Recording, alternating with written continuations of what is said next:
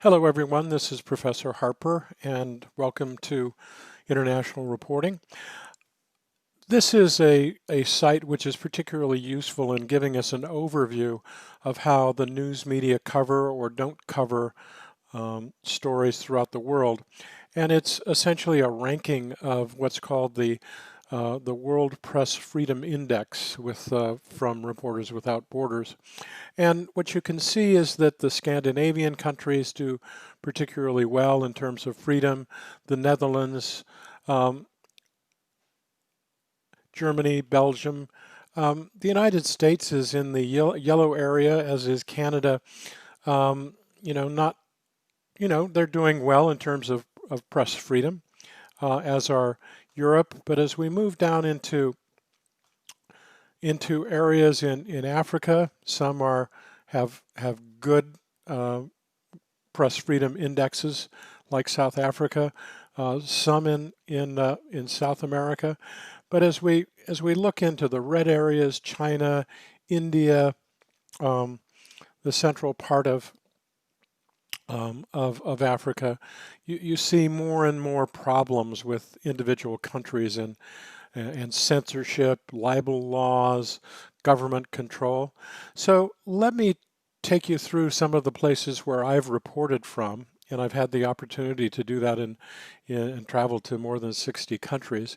So the first place that I worked in overseas was in Lebanon, which is this little area here, Lebanon and then Israel just below it.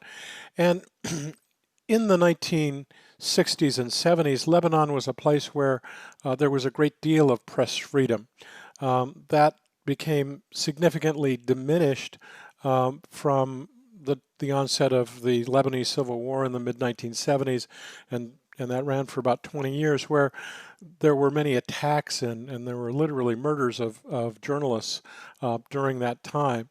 The Lebanese press has come back somewhat, but the government is quite unstable, and there is a dominance by Hezbollah in the government, the Shia-backed organization, and so the press freedom has gotten significantly much tighter control by the government over what's said. I then worked in Egypt. Egypt has almost an entirely government-controlled press. There's only a few outside sources of information about Egypt. It was controlled by the government for the most part until the Arab uprising in 2011. There was a brief period, I was there during that uprising, where there was a lot of good journalism that was going on, but the military took over again, and now there is virtually no press freedom in Egypt. I then worked in Italy, which has a very vibrant press. It's significantly different from what we see in the United States in that each of the publications is tied to one or two political parties.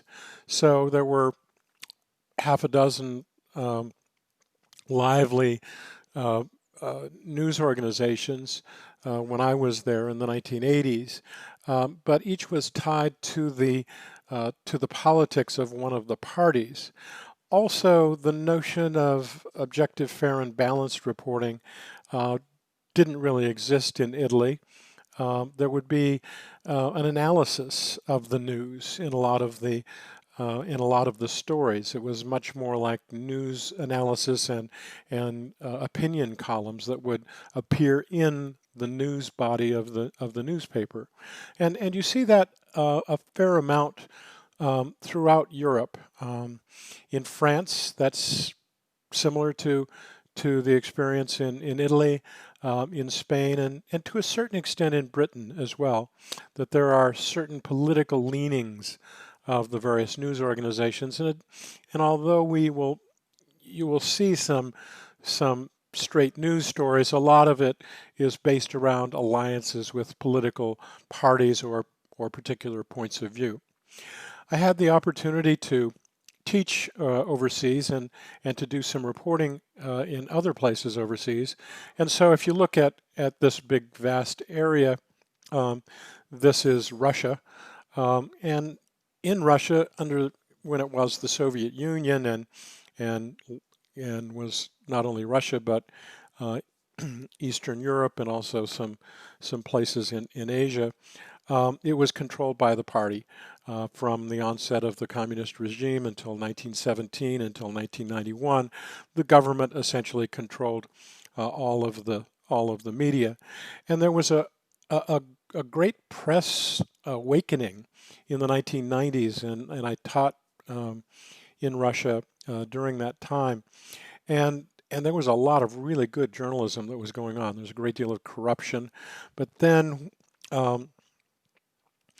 the hammer came down when Vladimir Putin took over, and he's been in power now for quite a while. And so the press, again, has been placed under the guise of the government, not necessarily direct control, but there's been a great deal of censorship that's gone on in in Russia. I also taught for 4 years in China, and there almost everything is government controlled. I mean, there was the ability for a number of years to have something of an independent press in Hong Kong, but China has now essentially limited the ability for any reporting of a political nature to come out of Hong Kong as well. So in going through the various areas, this is really a good guide because it not only provides you a numerical ranking of various places, but it also gives you a regional analysis. It gives you specific information about, let's take Norway for example, the top of the pops.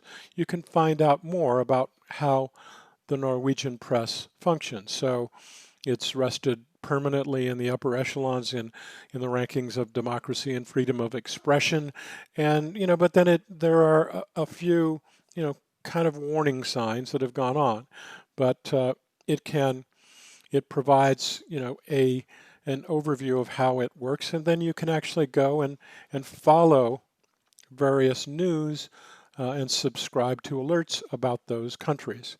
So the Reporters Without Borders is a great site to get an overview of how various countries function and how the media function in those countries. Now, in the library, you can go to guides.temple.edu and go and find international news, okay? So that you can then go to Access World News, which provides a variety of news publications, okay? You can also look for Ethnic News Watch, which is, can be, other countries, but a lot of it is the United States. The Mideast Newswire. But to go into Access News, it provides a whole list of news organizations, including those in the United States. You can go by topics, okay? International studies, sports, social issues, et cetera, and this is going to be a lot from the United States, okay?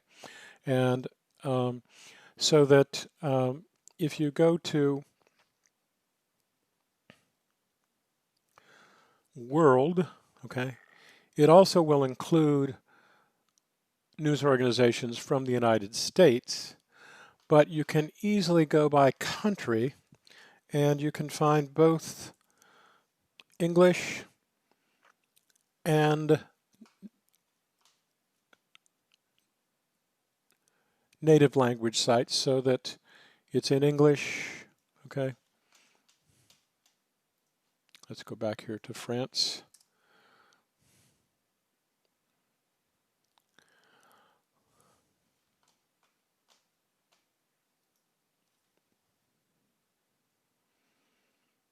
Sometimes this site can be a little slow because there are a lot of users. So let's just say, for example, we want to know something about Germany, okay? So we put in Germany, and you have the BBC, the British Broadcasting Corporation, will have things in English about Germany if you don't read German, okay? But then you can also find the Business Wire in German, okay? The International Business Times, Deutsche Press, which is it's the Associated Press of Germany, so that by simply putting in various countries,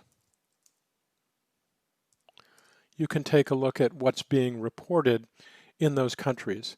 So ANSA, for example, is the Italian news agency, like the Associated Press. And so you can get a sense of what is being said, even if you don't speak the language.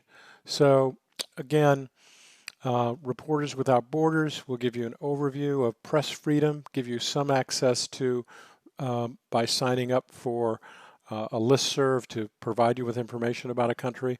And then if you go to the library, you'll be able to look at news agencies and news reports from various countries as we go through this class. So that's it for now. We'll see you online. Thanks very much.